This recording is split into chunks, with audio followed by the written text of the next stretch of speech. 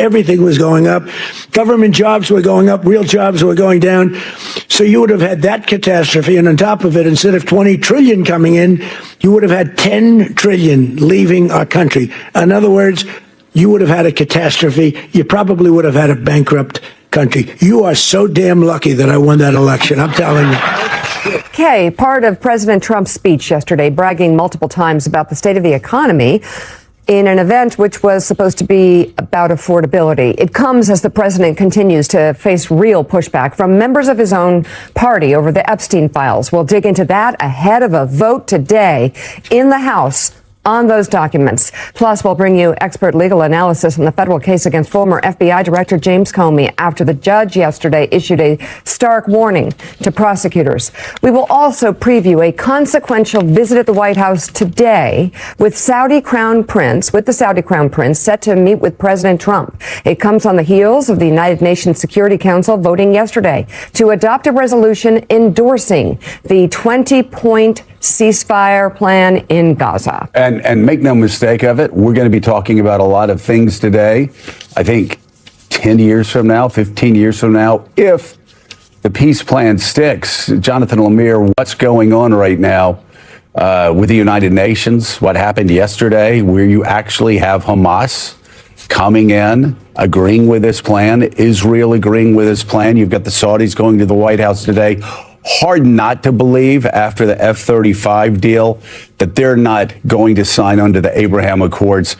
I mean, again, we're seeing, a complete dramatic restructuring of the Middle East and a chance for Palestinians to actually have peacekeepers come in and a belief, I talked to somebody in the administration yesterday, a belief that Hamas will actually disarm under this deal. And that's always been the key sticking point, whether or not they will lay down their arms. This was certainly a triumph yesterday for the Trump administration. The U.S. has been pretty isolated at the UN over the Gaza war. Most of the countries there were very critical of how Israel prosecuted this conflict, while the U.S. largely stayed in lockstep with Prime Minister Netanyahu. The key part here is the stabilization force that these other nations will put forth into the enclave in the weeks, months ahead. China and Russia abstained yesterday, as you'd expect. But twin that with MBS's meeting today at the White House. It's a state visit in all but name, because he's not technically head of state, so they can't roll out all the red carpets, but they'll roll out most of the red carpets. And there is a sense here that this is a key part of this plan to try to finally bring some stability to the region. Yeah, the New York Times yesterday, Willie, leading with what happened at the United Nations, talking about it being groundbreaking. And you see MBS coming today to the White House. And it looks like we're circling back to where the Saudis, we'd heard the Saudis were going to be with the Abraham Accords. Bringing them on board with the Abraham Accords would be huge for the region. But of course, that all changed after October 7th. Yeah, and Jared Kushner, the president's son-in-law, instrumental, of course, in the development of the Abraham Accords, that achievement. Also a very close relationship personally with MBS, bringing him into the fold. So you don't see a lot of 13-0 votes in the UN National Security Council. Yeah. So as John said, China and Russia abstained, but 13-0 tells you a lot about where they're headed on this. It's going to be significant. So along with Joe, Willie, and me, we have senior legal reporter for MS Now, Lisa Rubin, and MS Now political analyst and contributing writer to The Atlantic, Eugene Robinson, joins us. So our top story this afternoon, the House plans to vote on a resolution that would compel the Justice Department to release all of its records related to late convicted sex offender Jeffrey Epstein. The measure, which requires approval from 2/3 of the chamber, is expected to pass with overwhelming, if not unanimous, support. Top Republicans say they expect everyone will vote for it after President Trump's sudden reversal on the issue gave any remaining holdouts the go-ahead. If the bill does pass the House as expected, it will head to the Senate. And if it passes in the Senate, the president now says that he will sign it into law. So I'm for I don't care. They can do whatever they want. We'll give them everything. Sure, I would. Let the Senate look at it. Let anybody look at it. But don't talk about it too much, because honestly, I don't want to take it away from us. It's really a Democrat problem. The Democrats were Epstein's friends, all of them. And it's a hoax. The whole thing is a hoax. And I don't want to take it away from really the greatness of what the Republican Party has accomplished over the last period of time. All right, it's worth noting the president could have ordered the release of the files without an act of Congress. He could just have them released. Meanwhile, MS Now has new reporting on what led to this 180-degree turn from President Trump, who had been attempting to recruit Republicans to vote against the release of the files until late Sunday night. One White House aide describes the reversal as the president abandoning a, quote, losing battle to kill legislation his own party was planning to defy him on. Yeah, it hasn't happened much, but it was going to happen here. It was going to pass the House, and I think the White House looked down the road and suddenly saw with the senators who many people were saying was dead on arrival there, these senators weren't going to vote against releasing a pedophile's records. And they saw, I think they saw the writing on the wall, and so now they're saying, oh, go ahead and release it. It's a Democratic problem. No Republicans friends to see here at all. Yeah, I mean, Donald Trump is still calling the Epstein story a hoax. Most Republicans disagree with him. Most of his supporters in the podcast world and in media disagree with him about that. It's fascinating, this reversal in the course of just a few days, when he was saying you're a very bad or stupid Republican if you vote to support the release of the Epstein files, calling this all a hoax, say it would be a hostile act against him. And then Sunday night, just flipping the switch and saying, no, I support the vote. And then yesterday going as far as saying, I'll sign it if it makes its way through the Senate. So you can expect the floodgates now to open. Almost all, if not all, Republicans should support this vote later today. Republican Congressman Thomas Massie has been leading the charge for some time for the release of the Epstein files. Suggested last night, President Trump on Friday directed the Justice Department to explore Epstein's ties to high-profile Democrats, only in an effort to block the release of more documents. Well, I'm concerned that now he's opening a flurry of investigations, and I believe they may be trying to use those investigations as a predicate for not releasing the files. And that's my concern. You think they'll try to block it? Well, they will. I'm afraid they're going to try to use a provision of the law that allows you not to release these materials if they're the subject of an ongoing investigation. So, Lisa, let's explain a little bit what the congressman is saying there, which is that if there's an open investigation, the Justice Department could make the case we can't release the files because many of them pertain to investigations, which, by the way, President Trump ordered just a few days ago to be opened. Let me explore a little bit something that Congressman Massie was saying, because he is one of the co-sponsors of the bill with Congressman Khanna. The bill has exceptions there. So when we talk about it demanding the release of all of the Epstein files, put a huge asterisk at the end of that sentence, because the bill text says the Department of Justice can withhold it for various reasons, including victims' privacy, classified information, and of course the biggest one of all, the one Congressman Massey is referring to, the existence of an ongoing investigation. So it goes back to what one of my law professors used to say: read the statute, read the statute, read the statute, or read the proposed statute. Somebody in the White House got smart and realized the Justice Department didn't have to sort of rely by analogy on the Freedom of Information Act and its exceptions. It was built into the text of the law that Congress is expected to take the first steps toward passing today, Willie. Yeah, and we've certainly heard from Senator Coons, who joined us yesterday, and other Democrats expressing that same fear that the DOJ won't release all the documents or selectively release some and say, well, these aren't part of an open investigation, and perhaps just those would look bad for Democrats, Eugene Robinson. But this is certainly a political crisis for the president. This is, some people I've talked to in recent days. I mean, this isn't going to bring down a White House, but it's going to bog down a White House. It's going to distract them from other things. It's going to require time, energy, political capital to navigate through this. And we are seeing now Republicans emboldened, at least maybe just this one issue, but to say no to him. And yes, Trump saying, I'm going to go for this, that will open the floodgates for the House. But here's the thing. Those floodgates were already going to open. He was going to get rolled. It wasn't just going to be a handful of Republicans voting to release it. It was going to be most, if not all. And he simply saw the writing on the wall. Yeah, absolutely. I mean, it is a significant moment, because I don't recall another in which the President Trump has been so roundly rejected and defeated by his own party. The Republican Party has been under his, in his thrall, under his control for the better part of a decade now. And this time they said no. They simply said no.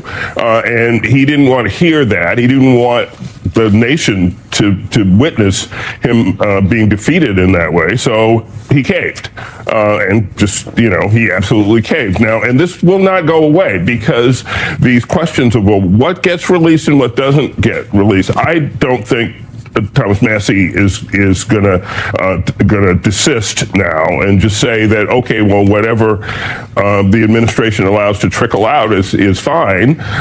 He wants the documents. And I think that's what people expect. And so this is going to be a continuing story, I think, for this White House, and one that they would rather not have be a story at all. Joe, even some of Donald Trump's most hardcore MAGA supporters in the Congress are flipping now. Troy Nails of Texas, who just a couple of days ago had posted, this is a hoax. The Democrats are trying to distract us from all the winning of the Trump administration. Literally yesterday in the New York Times said, yeah, I'm going to vote to release the files. I mean, how do you do that? Listen, I was there. I was in Congress. How do you say that one day and then flip a couple of days later because somebody tells you? He gave you permission, right? He didn't want to cross Donald Trump, and now he says, yes, I'm going to. Is it really, is the pen really worth that? Let me be the first to tell you. It's not. But you have this happening so much. And I will say, Donald Trump's biggest problem here, it's not the New York Times editorial page.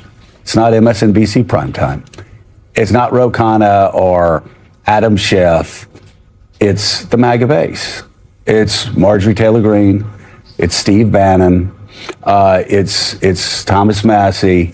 It's other leaders of the MAGA movement that have been pushing for this for years. And so I think that's really where the crisis came here. Because if the attack's from the left, well, that's no problem. He can brush that away. But not if it's coming from MTG and Steve Bannon. Yeah, and this is not just about this vote. Marjorie Taylor Greene, Thomas Massey, others are going to take this even further. Ahead of the vote this afternoon, survivors of Jeffrey Epstein will gather on Capitol Hill for a press conference. Democratic Congressman Ro Khanna of California, along with Republicans, Thomas Massey of Kentucky, who you just heard from there, and Marjorie Taylor Greene of Georgia, will host the event alongside those survivors, slated to begin at 9 a.m. Eastern time this morning. And Mika, that's when you put a face on these redacted names. It's extraordinarily powerful, and it's something certainly that anybody that doesn't want the truth revealed. Right. It's the last thing they want to see. We're going to carry that live when it starts. Ahead of today's Capitol Hill event, some Epstein survivors released a video urging Congress to vote on releasing all the files, all of them, related to his case. I was 14 years old. I was 16 years old. I was 16. 17. 14 years old. This is me. This was me. This is me when I met Jeffrey Epstein. This is me when I met Jeffrey Epstein. There are about 1,000 of us.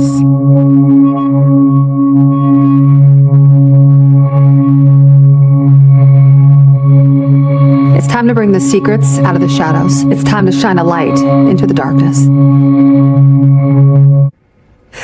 That's powerful. The video ends with a call to action for voters to tell their Congress members to vote yes on the release of the files and to think about how long these victims have been carrying this burden, have been carrying this pain of what happened to them when they were children, legally children and psychologically children. I remember you talking about this literally 10 years ago. I think it was 2015. Well, and that's the thing, Lisa, when I read about people continuing friendships with him, right up until he was arrested, and there were a lot of them. There were reporters, there were academics, there were financiers.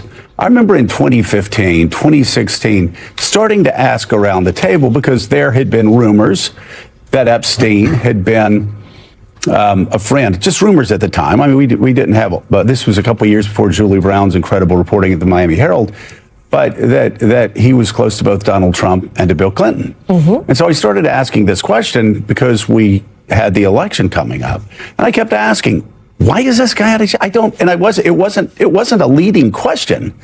I was confounded by the fact that this child predator was roaming around outside of jail. And so I kept asking over several years, now explain to me again, why is this guy not in jail? And what were these men's relationship to this guy? So people who are now saying, oh, well, I was shocked and stunned and deeply saddened when no, this was out there. It was available for everybody to know since 2006 that this guy was a child predator. And these women, if I'm asking it, a lughead on cable news, but no idea what had gone on before. What about these women that were carrying this saw a sweetheart deal that was done by a future Secretary of Labor, saw him be able, after doing unspeakable things to these young girls, being able to go to work in Palm Beach, then go back and hang out in his jail cell, then go back out to work. I mean, it's been one sweetheart deal after another. And since his death, it's been one powerful group of people after another covering up the truth from the American people. There are some people say there wasn't this huge grand conspiracy. Okay, well, if there's not a grand conspiracy, if it's a hoax, release all the documents and let the American people finally see what the real story is about Jeffrey Epstein, this extraordinarily powerful group of men, business leaders, academics, politicians who are around him. Sure. And people from both sides of the aisle, right? The idea that this is a Democratic hoax, I think, is belied by the trove of documents that we saw last week, where among the people that Jeffrey Epstein is communicating with well into 2019 is Steve Bannon. Right? And Tom Barrack is somebody that he's communicating with. In fact, when Jeffrey Epstein is sued by a survivor who alleges, and this woman withdrew her complaint, and I want to be very clear about that, but there was a lawsuit at one point in 2016 during the campaign where someone came forward and said that they had been raped as a child by both Jeffrey Epstein and Donald Trump. What does Jeffrey Epstein do upon getting notice of that suit? Who is the first person he sends that email from Reuters to? So a Reuters reporter comes to him, says, or comes to his lawyer, says, Jeffrey's going to be sued today. Do you have any comment? Lawyer forwards it to Epstein. What does Epstein do with it? He forwards it to Tom Barrack, who is the chair of the 2017 inaugural, and says, this is nuts. Thought you guys might like to know. So, what one person's conspiracy is another, I would say, like countless individuals engaging in deliberate, willful, ostrich head in the sand disregard of the plain truth right in front of them, because for years and years and years, well before Julie K. Brown put it all together in 2018, the Palm Beach Post detailed the relationships with both Trump and Clinton in 2006. Vanity Fair and others were writing extensive profiles. This was out there, not to the same degree we know now, but these facts were out there for people to see. And so to all of those who continued relationships and say now, I deeply regret that. What do you deeply regret? That you get caught, or that you ignored the fact that your buddy had very suspicious and inappropriate relationships with girls you had to have known were underage for years in front of you? Knowledgeable for a decade plus, and they were still communicating with him in polite society. And again, I just will say, we don't know what's in these documents. We only know a little bit of what politicians have wanted us to see for their own political reasons. For the survivors, for those who say they're survivors, release all the documents. And again, I'm not being glib here. I really don't know who could be against that unless you're in those documents and you're guilty. Release all the documents now. And by the way, it was an open secret in Palm Beach, but in 2008, Jeffrey Epstein was convicted of state charges. So then it became official. So at least by 2008, everybody knows he was going to what's jail. Going on. He was going to jail, and then he got this sweetheart deal. But to your point, the people who, in good faith for many years, have called for all these documents to be put out to tell the story of the women we just saw there, good for them. Those documents will come out now. For the people who now, because they think their guy may be exposed in there, are suddenly ignoring the thing they've been obsessed with for a decade, shame on them. And by the way, Gene Robinson, them just saying, well, the Democrats had a chance to do this for 4 years and they didn't do that. You know what I say to them? Yeah, you're right. Okay. Yeah, that's right. So what? Now you don't want to release it for 4 more years? Now, I'm sure somebody in the Justice Department say, well, we had an ongoing investigation about Maxwell or et cetera, et cetera. But let them say that. But if you're just saying the Biden administration didn't release it for 4 years, so why should the Trump administration release it for 4 years? Well, if that was a problem, now you release it. I will say just one little caveat to all that. When Democrats come on this show or any other show screaming and yelling, the documents must be released now, that does beg the question, where were you from 21 to January of 25 when the Biden administration ran the Justice Department? Did you go on any shows screaming for the release then? Where were you? So please, you just sit back, buddy, and let people that have consistently called for the release of the documents talk about it. Yeah, I think this was kind of an equal opportunity scandal, an equal opportunity crimes that were committed against these young women, and the failure to release these documents. And you know what? If Democrats are implicated in their relationships with Epstein, or perhaps, who knows, in other of Epstein's activities, let those chips fall where they may. Yep. And yes, ask questions about why during the Biden administration the documents were not released, or why people who are now so strident about this were silent in the past. That's fine. Ask those questions.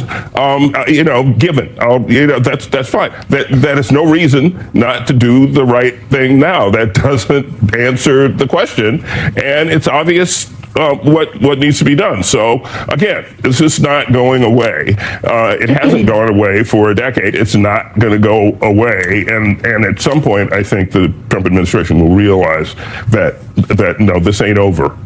Well, and let me just help here. Release everything. And Mika, if the Justice Department tries to selectively release it, No. cover up, worse than the crime. Yeah. Cover up, worse than the crime.